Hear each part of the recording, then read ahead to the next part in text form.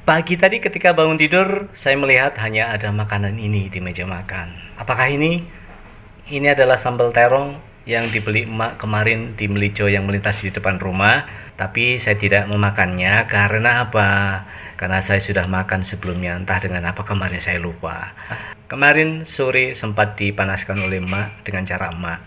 Hari ini, pagi tadi, saya panaskan dengan cara saya sendiri. Bagaimana cara saya memanaskannya?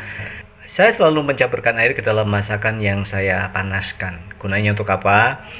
Agar terbuang sebagian bumbunya, terutama minyak. Saya paling ngeri melihat banyak minyak tercampur dalam makanan. Makanya saya ambil cara itu, dan ketika minyak sudah terbuang, otomatis saya bisa merasa tenang untuk mengonsumsinya. Termasuk juga garam, juga santan. Lalu bagaimana? Apakah rasanya tetap enak?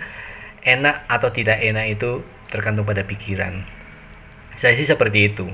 Saya pikirkan ini enak, ya sudah enak, saya makan.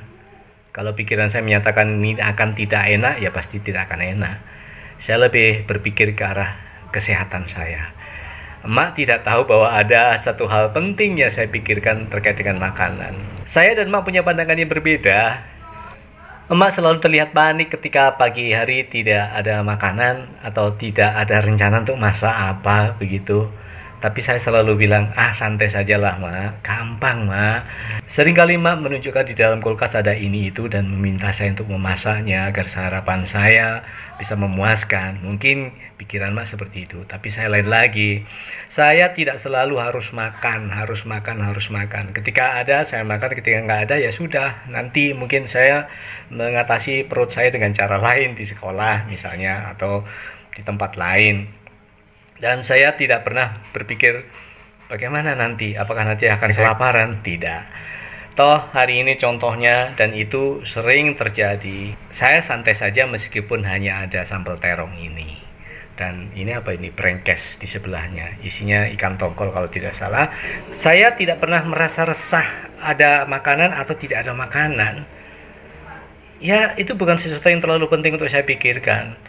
Dan saya tidak pernah menyangka di sekolah tadi Bapak Kepala SMP akan melaksanakan syukuran keberhasilan meraih sesuatu. Di situ makanannya banyak sekali. Ada nasi tiwul, ada nasi jagung, ada nasi putih dengan lauk yang bermacam-macam termasuk pepes ikan mujair, dan saya mengambil sesuai kebutuhan saja. Kenyang sudah perut saya di sekolah. Tidak sebanding sama sekali dengan keresahan emak ketika saya masih ada di rumah pagi tadi. Cerita tidak selesai sampai di situ saja. Setelah saya makan masakan syukuran yang disajikan oleh Pak Munif, datang ini. Tonjoan. Orang di kampung kami menamakannya tonjoan. Hantaran yang diberikan oleh orang yang sedang melaksanakan hajatan, entah pernikahan atau khitanan. Ini tadi kebetulan pernikahan salah satu siswa saya dulu. Hari ini ia melaksanakan pernikahan. Dan seperti tradisi yang sudah berjalan sekian puluh tahun atau mungkin sebelum saya lahir pun ini sudah ada, selalu ada hantaran untuk berbagi kegembiraan, berbagi kebahagiaan, berbagi kabar bahwa hidup baru dijalani oleh orang ini dan siapapun yang melaksanakan hajatan. Pulang dari sekolah, cerita belum selesai karena masih bersambung dengan kehadiran ini. Roti ini dibawa oleh kakak dari Batu. Kebetulan hari ini berkunjung kemari. Dan bukan hanya ini, tapi ada bawaan yang lain. Sayur mayur khas Batu yang segerobak diangkut ke sini. Artinya apa? Saya tidak perlu merisaukan urusan perut saya. Jadi emak memang harus belajar untuk tidak terlalu panik ketika pagi hari tidak ada makanan. Ya semoga emak menonton tayangan ini nanti.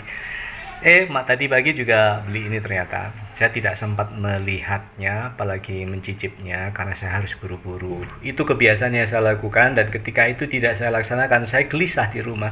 Dan saya lebih suka mengorbankan sarapan daripada saya telat. Pernah saya coba dalam waktu yang sangat mepet saya sarapan dan ternyata sangat tidak nikmat karena pikiran saya ada di tempat kerja. Itulah kisah pendek bagaimana saya menyikapi kepanikan emak setiap hari ketika tidak ada makanan di rumah.